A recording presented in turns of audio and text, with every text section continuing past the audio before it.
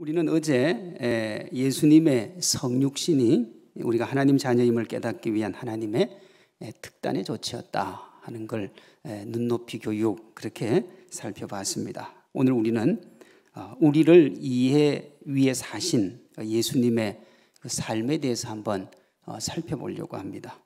구원의 본질을 찾아가는 특별한 여정, 구원을 위한 예수님의 삶입니다. 롱펠로우는 19세기 시인이지만 20세기인 지금도 많은 사람들의 사랑을 받습니다. 그가 지금도 사랑을 받는데 큰 공헌을 한 글 중에 하나가 그가 적은 인생 예찬이라는 글입니다.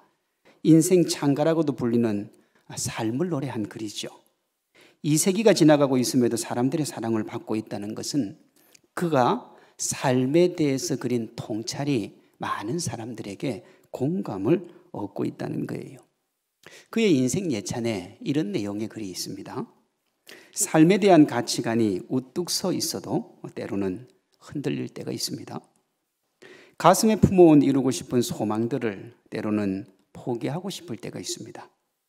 긍정적이고 밝은 생각으로 하루를 살다가도 때로는 모든 것들이 부정적으로 보일 때가 있습니다. 정직함과 곱고 바름을 강조하면서도 때로는 양심에 걸리는 행동을 할 때가 있습니다. 따스한 사람들 틈에서 호흡하고 있는 순간에도 문득 소외감을 느낄 때가 있습니다.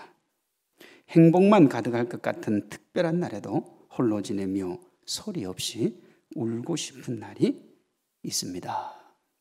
이 글들의 특징이 뭐냐 하면요, 동시에 일어나는 전혀 다른 감정의 혼재입니다. 동시에 일어나는 거예요. 기쁨의 정점에 고독의 슬픔이 정점을 이루는 거예요. 다시 하나 볼까요? 행복만 가득할 것 같은 특별한 날에도 홀로 지내며 소리 없이 울고 싶은 날이 있대요. 너무 행복해요. 너무 즐거워요. 너무 감격스러워요. 내가 좋아하는 사람, 내가 기뻐하는 사람들 곁에만 있는데 혼자 울고 싶을 때가 있어요.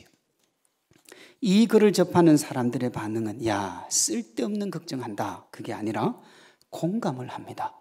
나도 그럴 때가 있는데, 기쁨이 아니고 기쁨이 아픔일 때가 있는데, 말로 다 알 수 없는 정말 특별한 날인데 혼자 울고 싶습니다. 그 이유는 다양하겠지요. 그 행복이 지속되지 않을 것 같은 것에 대한 두려움이 몰려올 수 있습니다. 그 행복에 오르는 동안 타인을 고통스럽게 했던 기억이 떠오를 수 있어요. 그 행복을 함께 나누고자 했던 이가 함께 달려왔는데 행복의 정점에 섰을 그때에 그 나누고자 했던 이가 부재할 수도 있습니다. 2세기 이상 사람들의 공감을 불러일으킨 이 글이 우리에게 전하는 진리는 뭐냐? 삶이 결단코 만만하지 않다는 거예요. 삶이 고단하다는 겁니다. 행복과 기쁨을 추구하지만 그 반대의 경우가 적지 않고, 혹 추구하는 행복과 기쁨을 얻어도 그것이 지속되리라고 하는 보장이 없는 거예요. 우리에게 펼쳐지는 삶을 희노애락이라 그렇게 표현을 합니다. 네 가지죠. 희노애락이에요. 상식적으로 보면 네 가지, 기쁨과 행복이 반이고 슬픔과 고통이 반입니다. 그 희노애락이에요. 그런데 현실에서는 슬픔과 고통이 훨씬 더 많아 보입니다. 그 이유는 힘들고 어려운 순간에는 당연히 고단하고 아프죠. 그게 인생이니까요.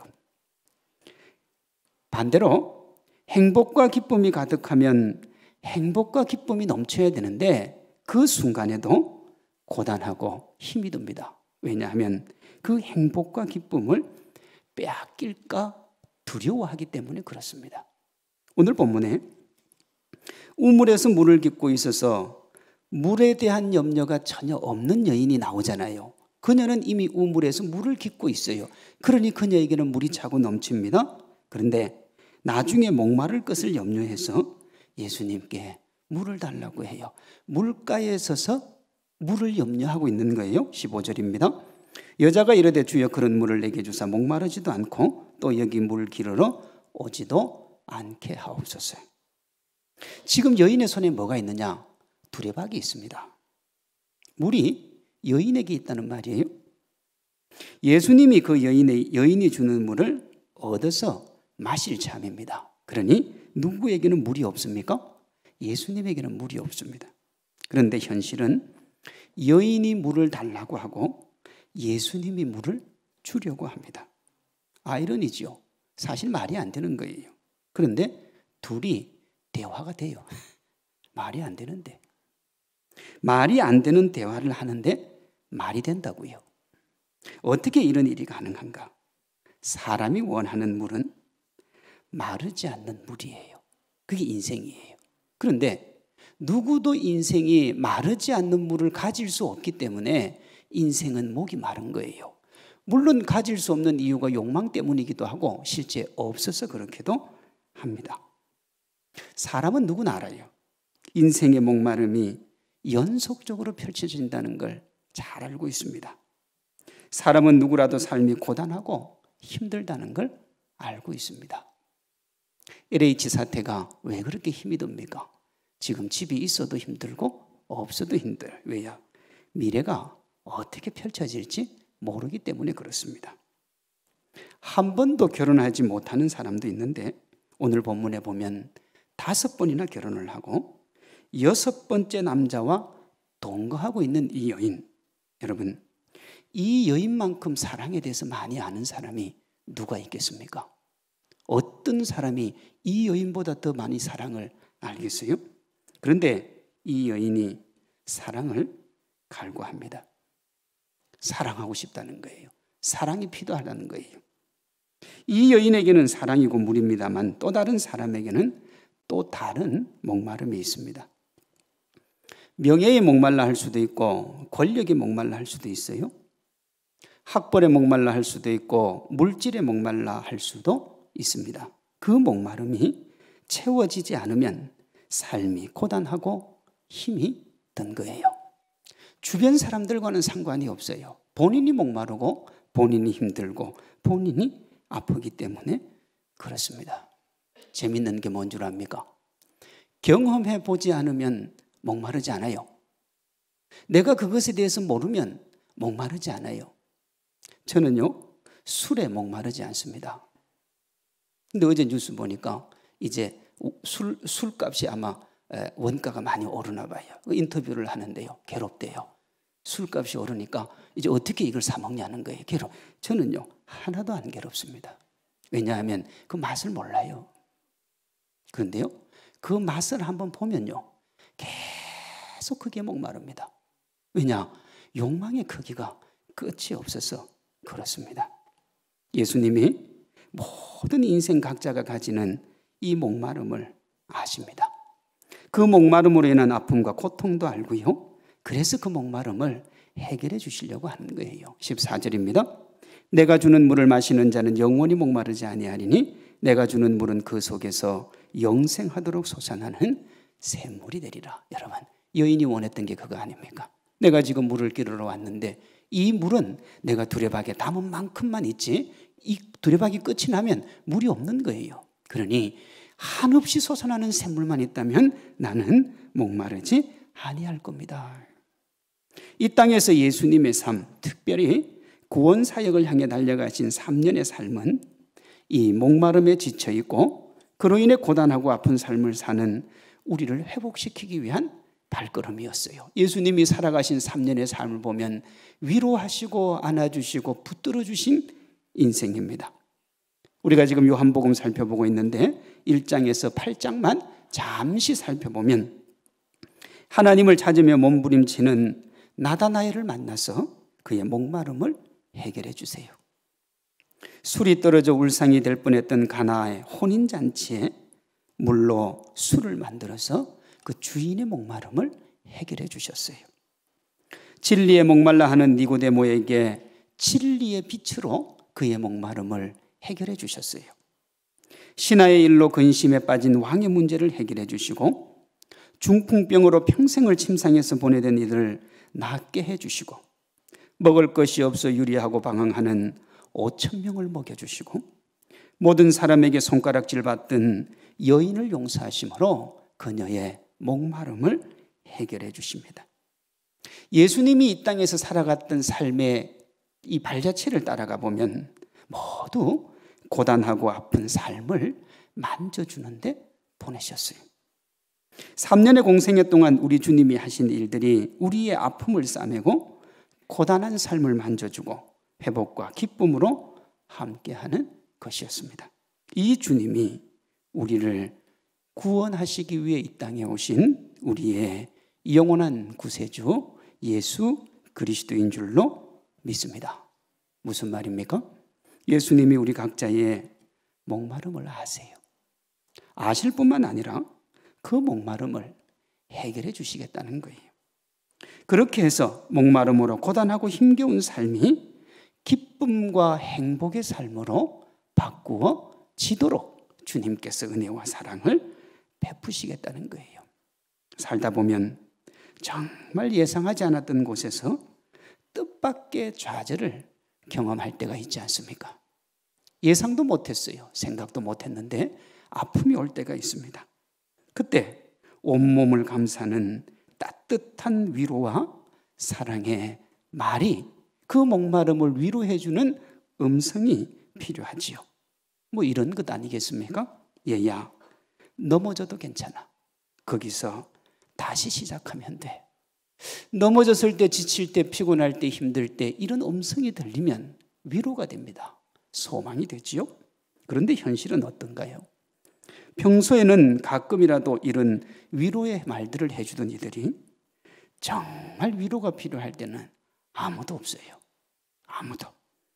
우리는 그렇게 알고 있고 또 세상이 그런 곳입니다. 위로가 필요 없을 때는 한도 끝도 없이 사람들이 와서 위로해 주는데 정말 위로가 필요할 땐 위로가 없어요. 그래서 고단한 겁니다. 그래서 힘이 든 거예요. 그 위로와 힘을 붙잡기 위해서 우리가 돈도 추구하고 명예도 추구하고 권력도 추구하는 겁니다. 왜? 그것이 그 모든 것들을 잡을 수 있다고 생각하기 때문에.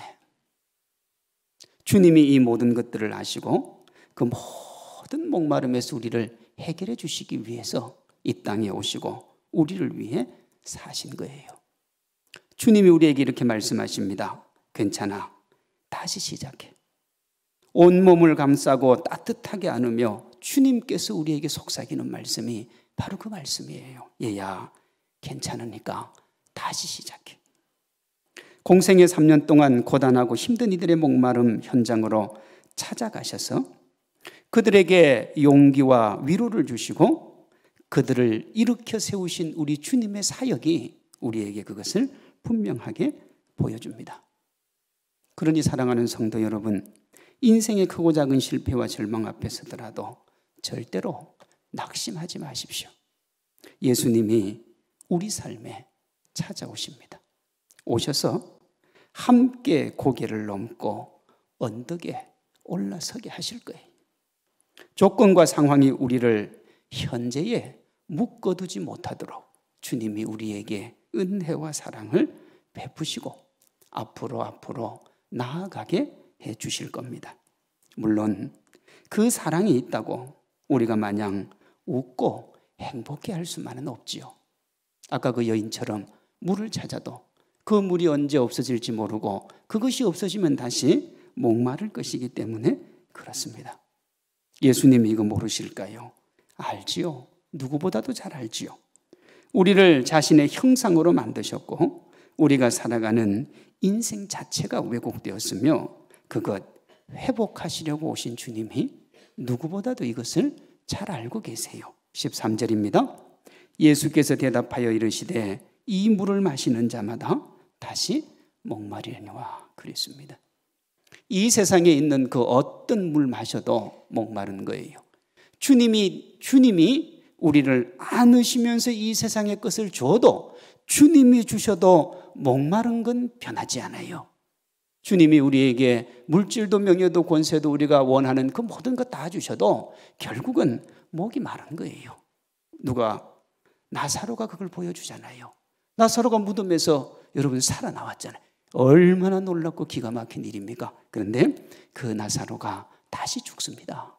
그것이 이 땅에서 이 땅의 것으로 가진 이 땅의 한계가 되는 거예요. 예수님이 만져주고 싸매줘도 곧 다시 아프고 답답해요. 그래서 목이 마르지요. 그것이 우리에게 주어진 왜곡된 인생의 본질입니다. 공생의 기간 동안 그 모든 것을 보신 예수님이 십자가, 그 십자가의 은혜로 인생의 본질, 삶의 본질을 바꾸시는 거예요. 더 이상 목마름에 허덕이지 않도록 차고 넘치는 물로 함께 하시는데, 그것이 구원의 십자가에서 흘러내리는 생수의 강입니다. 우리가 내일 그 주님의 죽으심에 대해서 살펴볼 텐데, 목마름으로 고단하고 답답한 인생이 십자가의 은혜와 인도로 더 이상 목마르지 않는 인생, 세상의 모든 것을 뛰어넘는 축복의 주인공, 우리가 십자가의 주님 만나면 그 기쁨 누리게 될 줄로 믿습니다. 이것을 요한복음 7장은 이렇게 말합니다. 예수께서 서서 외쳐 이르시되 누구든지 목마르거든 내게로 와서 마시라. 나를 믿는 자는 성경의 이름과 같이 그 배에서 뭐라고요? 생수의 강이 흘러나오리라. 누구보다 인생의 아픔을 잘 아시는 예수님만이 우리의 목마름을 해결하실 수가 있습니다. 그곳이 십자가예요. 세상에서 우리가 원하고 바라고 기대하는 것 아무리 이루어도 그것이 결국은 우리에게 또 다른 목마름을 준다는 사실을 잊어버리면 안 돼요. 내가 요만큼만 가지면 내가 행복할 텐데, 내가 즐거울 텐데, 아까 제가 말씀드렸잖아요. 경험해보지 않으면 목마를 이유가 없어요. 그런데요, 한번 경험하고 나면 끝없이 목말라요. 끝없이 목이 마르고 그 목마름 때문에 그 인생이 고통과 아픔 가운데 처하게 됩니다. 주님이 이 모든 것들을 하시고 우리에게 십자가의 은혜를 주시고 우리 속에서 영생하도록 솟아나는 생수의 강이 되게 해주시겠다 약속해 주십니다. 우리의 아픔, 우리의 슬픔, 우리의 고통을 그 누구보다도 잘 아시는 그 주님, 우리가 오늘 하루 누구보다 우리를 사랑하시고 누구보다도 우리의 삶을 잘 아시며 어떤 위로가 필요한지 누구보다도 잘 아시는 그 주님께 목마름을 맡기시기를 바랍니다.